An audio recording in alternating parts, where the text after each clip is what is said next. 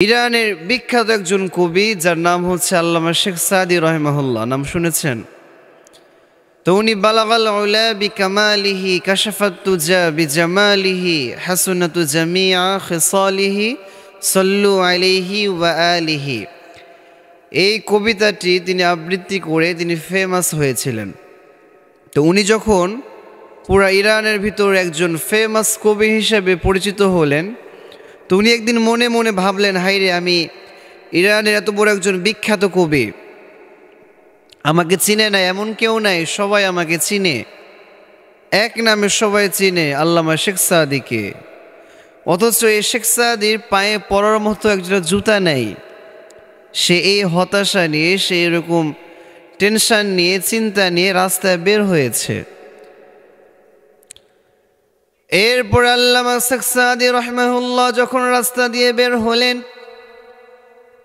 বের হওয়ার পরে তিনি লক্ষ্য করলেন রাস্তার এক পাশে এমন একজন ব্যক্তি, আমি তো পায়ে জুতা পরবো, আমার জুতা নাই। ওই ব্যক্তিটা যে পা দিয়ে হাঁটবে, হাঁটার জন্য যে দুইটা পায়ের প্রয়োজন হয়, তার এই দুইটা পাই আল্লাহ তাআলা তাকে দেয় নাই।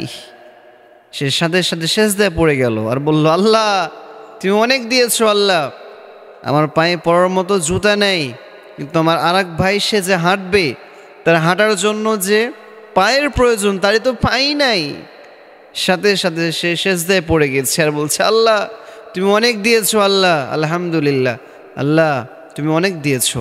এই জন্য আমরা যে অবস্থা থাকি না কেন, আমাদের এখান থেকে শিক্ষা নেওয়া দরকার। আমরা সদা সর্বদা যেন শুকরিয়া আদায় করি, আমরা সবাই যেন পড়ি আলহামদুলিল্লাহ।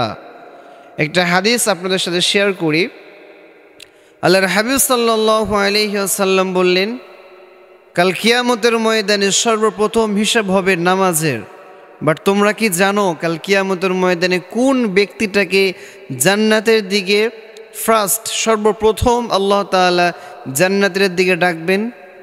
আল্লাহর হাবিব সাল্লাল্লাহু আলাইহি ওয়াসাল্লাম বলছেন, আউয়ালু মান ইউদআ ইলাল জান্নাতি ইয়াউমাল কিয়ামা, in the day of judgement, কিয়ামতের ময়দানে আল্লাহ তাআলা ওই ব্যক্তিটাকে জান্নাতের দিকে সর্বপ্রথম আহ্বান করবে, আল্লাযীনা ইয়াহমাদুনাল্লাহা ফিস সাররাই ওয়াদ দাররা, যারা সুখে দুঃখে, সচ্ছল কিংবা অসচ্ছল, সর্বাবস্থায় একটা মাত্র শব্দ তারা পড়তো, সেটা হচ্ছে আলহামদুলিল্লাহ।